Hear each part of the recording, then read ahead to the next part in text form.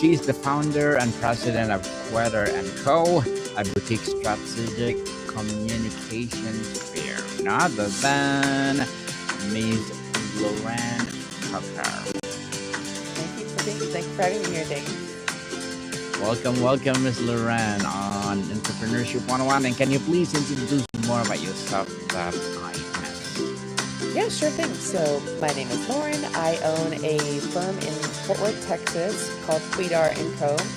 And we are really focused on B2B companies in the manufacturing, industrial, professional services, things of that nature, that might be a little drier. We worry they're a little, I'm sorry, Dane, I'm getting a little feedback. Let me see if I can adjust that a little bit. Feedback. Wait, I will mute myself, okay? So that Okay. you can. No, that's okay. I was just worried I was causing an issue. Thank you. Go ahead. Sorry. Okay, sorry. We are a PR firm, and that means that we work with the media for our clients, and we also help them internally as well, making sure that they are communicating to the people who matter most inside the business, outside the business, and with media. So it's really wonderful. We work with great clients in both Texas and around the country, and a little bit internationally, and we help folks who are really driven by a purpose. They do great work. They take great care of their community and their team, and they deliver wonderful products and services. And it's an honor to get to work with them. And thank you so much for sharing your knowledge and wisdom to the world, Ms. Lauren. Here on Entrepreneurship 101, we celebrate you with my cheering squad. Yes, welcome, Lay. Thank you for sharing your knowledge and wisdom to the world. And today, let's talk about being the founder and president of Ms. Lauren, your firm help business owners to grow with clarity, confidence, and integrity. Why those three words specifically? And what have observed about what happens when business owners is missing one of them? When they have a clarity but no confidence, or confidence without integrity? Yes. Well, clarity, confidence, and integrity, those mean a lot to us as partners, because we're not just vendors. We're not just taking someone's money to write a press release or something. Like, we are working with businesses and leaders that we believe in. Clarity is important because we need to make sure that we are communicating something that is understandable. Communication only happens when it is felt by both parties. It can't just be the one who's speaking; it has to be the one listening as well. So clarity is really important, especially today when there's so much noise happening. Being able to be understandable and clear in your message is really important. Confidence. You have to have confidence so that you can be. It helps with trustworthiness. If you show up and you think and you don't demonstrate that you believe in yourself and you believe in your company, then others have trouble believing in you too. So you have to start the that trustworthiness with believing in yourself, and usually with clarity, with understanding the value that you truly deliver, you are therefore a lot more confident, and you believe in yourself more easily when you can see clearly all the value that you do in the world. And then integrity, again, that's something that's really important to us and to the people that we work with. Doing what you say you were going to do, and doing the right thing even when no one is watching, that's something that we're looking for when we're partnering up with another business. And again, with it's easier than ever before to create content that may or may not be true, and to share that broadly. And so it's really important to us that we work with individuals who want to show up with integrity, and to do right by those that they serve and who serve them, and they do so with that integrity. Very well said, Ms. Lauren. And you describe your team providing in both the thinking and the doing behind PR and marketing. Why is it Mhm. important to separate those two functions? And what then them to break down when business owner tries to handle both themselves? Mm. Well, the thinking and the doing. So, again, we're very strategic. We are not just going to do what you asked us to do when you asked us to do it. We're going to ask you a whole bunch of questions about what it is you're trying to have happen, what are your actual goals, and what it is you're trying to communicate, and what does that mean, and who does that impact? So it's we're thinking about it, and we're going to push back sometimes and help you clarify what that means, and then we'll get to the doing once we've come to agreement on what exactly needs to be said to whom and when, and then we will go forth and share that message, whether again internally, externally, with the media and so forth. When business owners try to do that themselves, a couple things happen.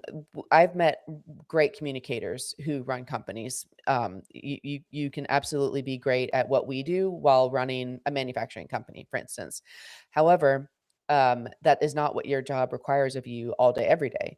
You're making decisions about product, about innovation, about culture, and you are communicating all day long, but you're not necessarily doing big picture communication strategies and plans and doing news releases and internal memos and so forth. And so, having a partner who can help you and to really multiply what you're able to do by taking that off of your plate, is really helpful so that you can focus on what only you can do.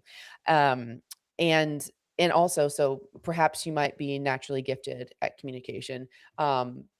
Your job is gonna pull you away at some point. You're either sacrificing the role that only you can do, or you are very inconsistent in both. So, being able to have a partner to think through everything that your business needs from a communication standpoint, and then handle that for you, allows you to be very focused and to move your business forward with only the work that you can do, and on a consistent basis. Well said again, Ms. Lauren. You were a Story Brand certificate guide for 6 years. How did your Mhm. Story Brand framework influence your approach to communications, and Mm. what do you learn from that work to still shape how you help clients uncover their stories today? Sure. Yeah, that was a really helpful program to be a part of while I was doing that. Sorry, I'm getting a little echo again from you. um, that was a really great program. It meant a lot to me. And one of the things I helped. One of the things I learned through that was helping to uh, really crystallize how I was telling stories. I've been a storyteller and a story consumer my entire life, but going through Story Brand and being a guide for 6 years really helped me focus all of our messaging on the consumer, on the customer, on the one who was impacted by the story. So instead of the business centering themselves in every message, we're centering the recipient, the customer, the prospect, the employee. How does it impact them? And just really taking our natural empathy as a business, and focusing it on how is this message going to be received? How will it make the recipient feel? And making sure that they're first and foremost in that. And so that's the lasting impact that I've taken, even though I'm no longer part of that program. That remains with me and it will remain with me forever. I think it is just simply the right thing to do. It's really a very old storytelling process. It's about 2,000 years old. But then they've packaged it up in a way that's easy to understand. But making sure that the person who's reading the story feels like they can see themselves in it is what we keep alive today. Ms. Lauren, you experienced a layoff during the 8 month of pregnancy. That's a moment of profound vulnerability. How did that experience, the timing, the circumstances, the emotional weight, shape not just your career path, but the kind of a leader you decided to become? Well, that is a big question. It was a very as you said, profoundly vulnerable time. It impacted me in ways that to this day I carry with me. Um, it But one of the most important things that happened was learning how I wasn't going to treat people, and to have a culture at my company. So, the baby I was pregnant with is now 8 years old. So my business baby is over 8 years old now too. And the company I have today uh, really honors the people who work here. It's a culture of, where I know that this is not their only thing in life. We have families, we have friends, we have other priorities outside of work. But when we're at work, we want to be focused on that as much as possible. But I understand that things come up. And at the end of the day, family is most important, or your health is most important. And so, really trying to create a collaborative, supportive environment that honors the individuals as well as the group dynamic, has been really important to me. I learned a lot about myself through getting laid off at such a tender time, and it certainly shaped the business that I created. It was a really painful thing to go through, but ultimately it was a really powerful lesson that I learned, and something that I don't take for granted. I wouldn't want to relive it, but at the same time, I, in some ways, am glad it happened because it made me stronger and it made my company stronger. Miss Lauren, you started Kwedar and Co. in 2017. What was the gap in the market you saw, or the gap in your own life that made you decide to build your own firm rather than join another Mhm. organization? At the time, I'd wanted to own my own company for a long time, long before I was ever laid off. It had always been part of my plan. I just didn't know it was going to happen right then. But one thing I saw in the market at the time was that small businesses were underserved. There were and the agency landscape was, there were freelancers and there were very large agencies here where I live.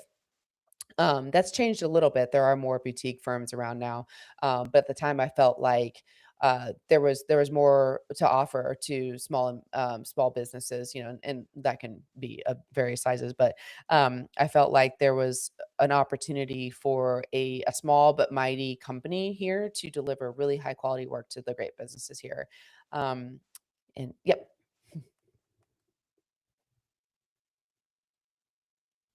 Well, you navigated not only starting your own company, but also managing business partner exit. Hmm. What did the transition teach you about difference between building a business with someone and building on your own team or on your Hmm. own terms? Hmm. So, the partner that I had was more of a collaborative partner. We weren't formal business partners, but it was a partnership. We had shared clients, shared office space, shared employees. And when they ultimately decided that business ownership wasn't for them anymore, it was a scary time. It was a lot was changing immediately, and I didn't have a ton of time to navigate it. However, it was the right time for it to happen, and it was probably, again, the best thing that could have happened to me at that time, because I found that I was really relying on them and allowing it to hold me back in certain ways too. And it was time to stand on my own 2 feet, time to do things my own way, time to really push the envelope, time to really press forward and try new things. And so, going forward, taking away that support was painful, but it also took away a crutch that I was leaning on very heavily, and it was time for me to be a leader on my own, so that I could create the business I have today and to grow significantly.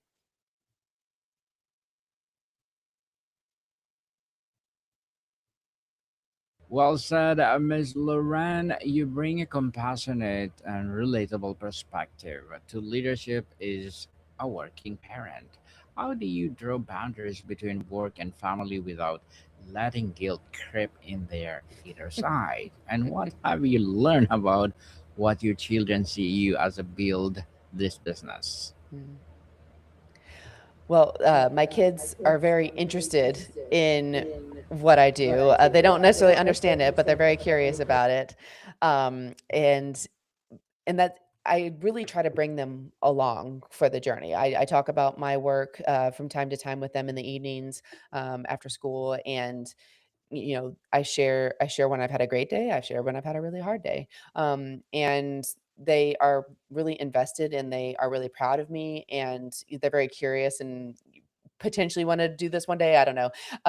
But being open with them has been really great because I get some grace from them. Like the other day, my daughter really wanted to stay home from school, and I told her, I would love for you to stay home with me today, but mommy has a really, really important day today that's extremely critical for my business, for the health of my business, in order to survive. I've got to stay home, but you cannot stay home with me today. And she was like, oh, okay, I understand.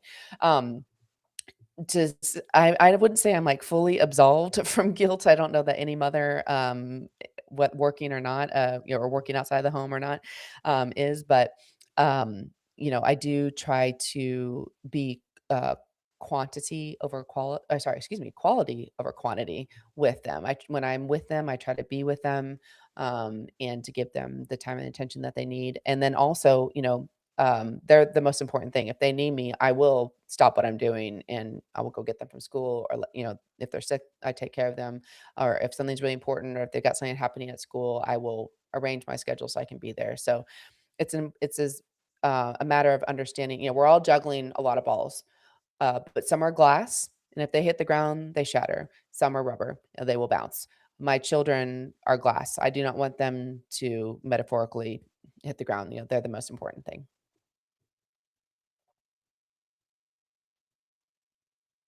Beautifully articulated, Ms. Loran, for a working parent listening who feels like they are dropping balls in every area of their life: work, parenting, partnership, self. What is the mindset shift that help you stop trying to achieve perfect balance and start focusing on what actually matters? Mm. Right. Well, it's, I mean, a matter of understanding, like I said, which ones are glass and which ones are rubber. I will say, if anyone feels that way, you're probably doing a lot better than you think. If you're worried about it, then you're already ahead of people who aren't worried about it at all. But it's less, balance, having whole. It's less about holding everything in balance at all times, and recognizing that there are seasons when it's really, May. When it comes to May in the United States, it's a very busy time for school children. So it might be that I'm not at work quite as much because I'm at school all the time dealing with end of the year stuff. But then come summertime, back at it here at work. But or with my partner, my husband, if he needs me, it's a matter of, okay, what do I need to shuffle around? So it's allowing things to be flexible, so that whatever requires the most attention at any one point is getting the attention, versus being singular and focused of, like, oh no, it's only this at this time and only this at this time. I think being dogmatic about it, can be challenging for me personally. But knowing that things will shift, nothing is ever going to be the same at all times, is most important to me.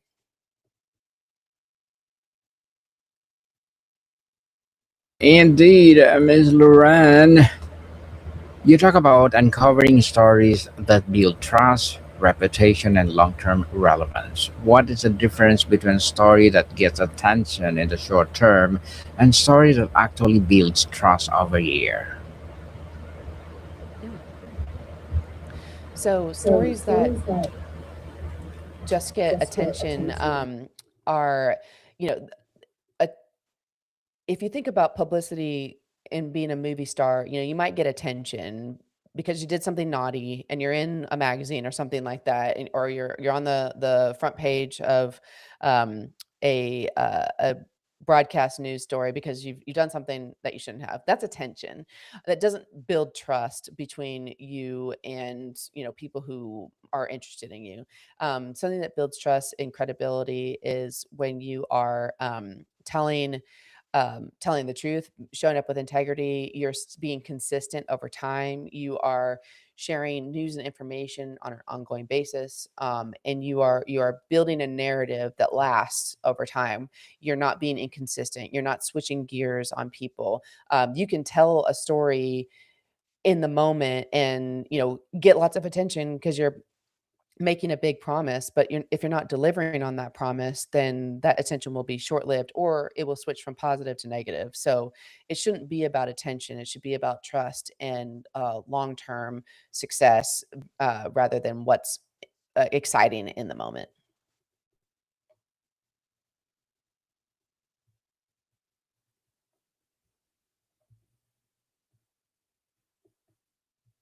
Miss Lauren, thank you for that empowering answer. To wrap up our discussion for today, for the business owner listening who knows they need PR or marketing support, but is overwhelmed by where to start or worried about sounding salesy or losing their authentic voice, what is the first they should take begin telling the story with clarity and confidence?